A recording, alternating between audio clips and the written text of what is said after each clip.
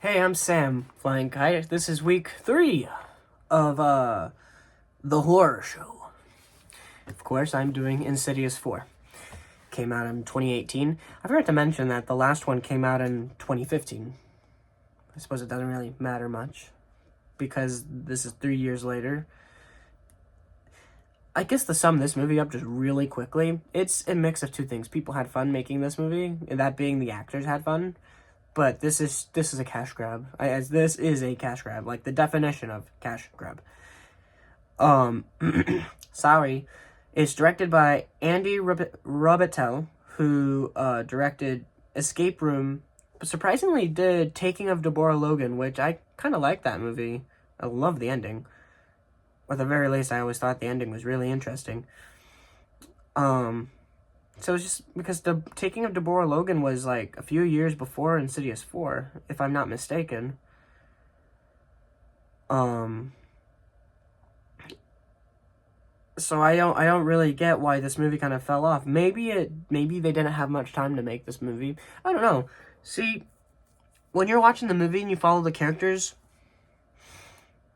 some moments feel pretty good, but other moments feel forced, or other moments feel like, oh my goodness, what am I watching? And then he did that movie, which was like a documentary kind of movie. I never saw Escape Room, but it's just the fact that he did Taking of Deborah Logan. I'm really confused on why this movie ended up really sucking, unless he was like a last minute call to be like, hey, can you come direct this? Or if he was like, sure, that'd be fun, and then had like 3 months to do everything. It's like that, yeah, then you're not gonna really, be able to do anything. Lin Shaye, Leigh Whannel, Angus Sampson, they're all back as their respective characters, at least Specs and Tucker. And there's not really other, like, big actors or actresses in this. Because they're all in smaller stuff. Let me get into what the synopsis is. Elise Rainier faces her most fearsome and personal haunting yet, as she is drawn back to her ghostly childhood home where terror began, or where the terror began. So as I was saying in the last one, they kind of hint, that she had a really traumatic childhood. This movie goes and explains that more, and yeah, she had a traumatic childhood, that being she lived in a kind of abusive household, and she, as a child, saw things. Her mom believed her, her dad didn't, and dad would always be like, stop doing that or I'm gonna beat you. And the more she did it, the more he went kind of nuts, and locked her in the basement because, that's how you fix problems. Except this one time that he locks her in the basement when she's a child, she gets visited by this ghost that's like, open the door, and she opens the door, and then she gets possessed, and then the mom comes down because she hears a lot of things, and then gets killed by the ghost because there's like these wires coming out of the ceiling, and then it just wraps around her throat. The father comes down, and then is like, what have you done? Not really like that, of course, but you get it. And that's where it all began, or at least for this movie anyway. Fast forward to right now, this movie takes place a year or a few months before the first Insidious movie. Or maybe like right before it, because of certain things that happen in the movie. It could just be right before it.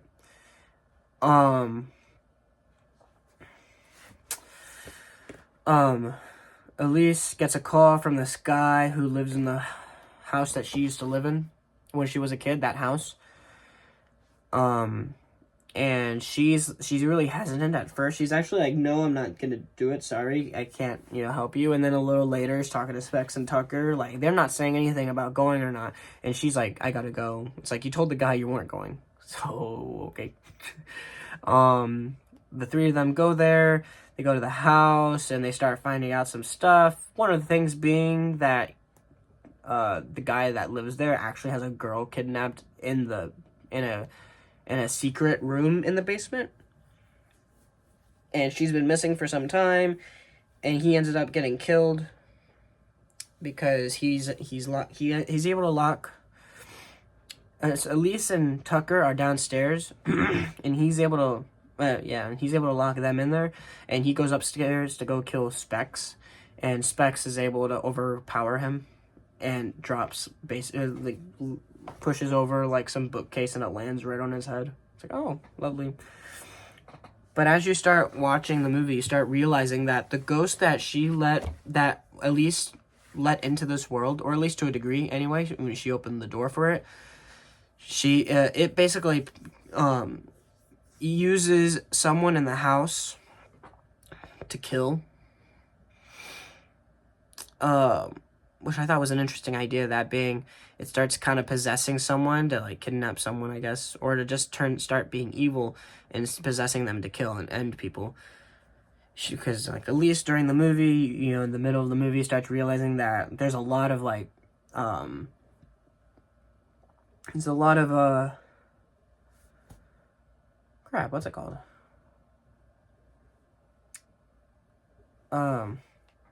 Suitcases.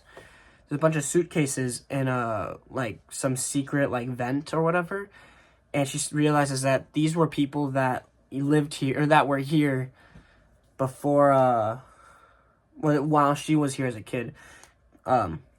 See, the last day she was at the house, when she was a teen, she saw someone and thought it was a ghost, told her dad, the dad saw no one, and then it's like, I gotta bait you again because you keep saying these things, and then she runs away right after that because, right. But she didn't see a ghost, she actually saw a real girl that was kidnapped downstairs and ended up getting killed because, you know, Elise is gone, and now the dad's even more mad, and now he's gonna take it out on her, and yeah. On the girl that was downstairs. But it's not that the dad was evil, it's just that the ghost was possessing him to do evil things. That's kind of the idea I think it was trying to go about. And then the ending is, you know, it was fine. It was kind of similar to the last ending, except it's just a little different. And then the very ending was basically a it's basically leading into the first Insidious. So let's go into the ratings. IMDb rating out of almost 75,000 people, it's a 5.7 out of 10. And let me tell you, it's going to be worse because I'll get into it. The story's an 8 out of 10. I like the ideas that it goes about. And, you know, the story makes sense at how they go about it. The music is a 6 because obviously it's an Insidious movie. We talk about it. I talk about it every week. The moral's a 6. We talk about it every week. It's -2 on the cheese because it starts getting worse for me. There would be moments that are like, oh, okay, that's pretty good, and then they keep going, and then they keep going when it comes to either jokes or whatever, and it's like, you're really overkilling it, and now I hate it. Kind of thing. It's the gold is 6 out of 10.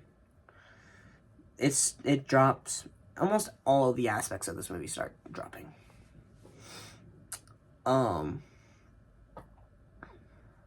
Yeah, gold's a 6 out of 10. There's not really many things in it, but it's like there's some cool shots. The main bad evil ghost, you know, the keymaster or whatever.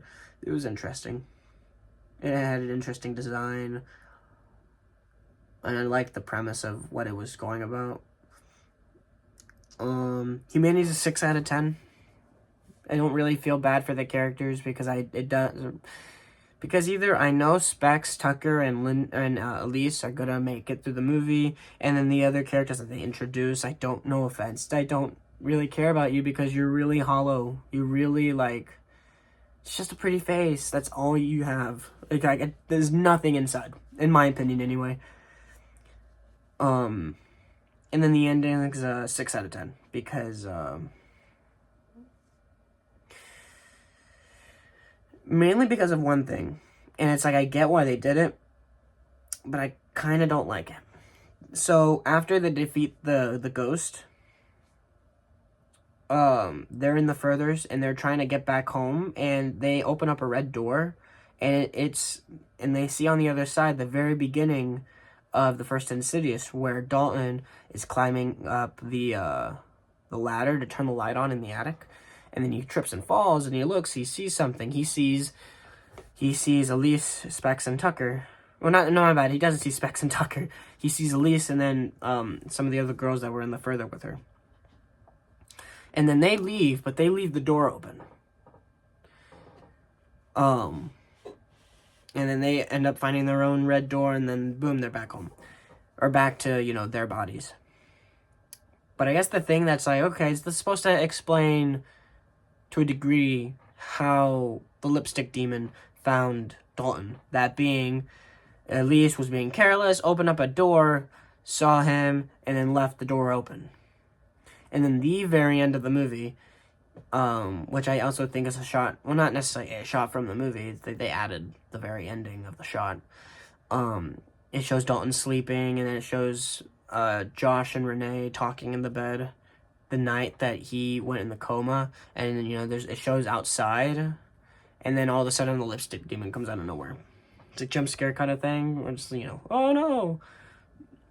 And then the very ending is Elise waking up from the nightmare she's having about Dalton, because now Dalton's going to be in the further, and she gets a call from Josh's mom saying, you know, I think something bad's happening, you know, blah, blah, blah, blah, blah, and then Elise is like, I know, because I just had a dream. And then, yeah, and then, you know, like a day or two later, well, it doesn't show it, but it'll lead to the very beginning, or not the very beginning, it'll lead to when she gets there in the first one. So, doing the math, this movie's a 5.1 out of 10. Am I ever gonna watch this movie again? Only if I marathon the Insidious movies. But, like, am I ever gonna watch the third or fourth one again? Probably not. Probably not. There's not really much to say. I mean, it's like there's some aspects of this movie that are pretty cool. But I think every movie has cool aspects. It's just, can it all come together and work? I don't really think this movie did it, because they forced a lot of things, or they didn't really have enough time, so it was all rushed, which is still kind of forced.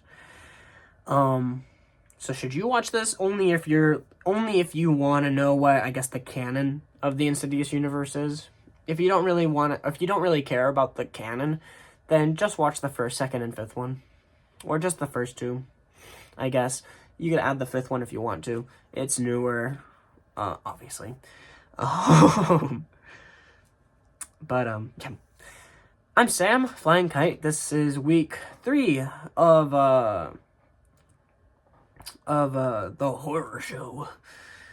And, yeah. I'll see y'all next week. Goodbye.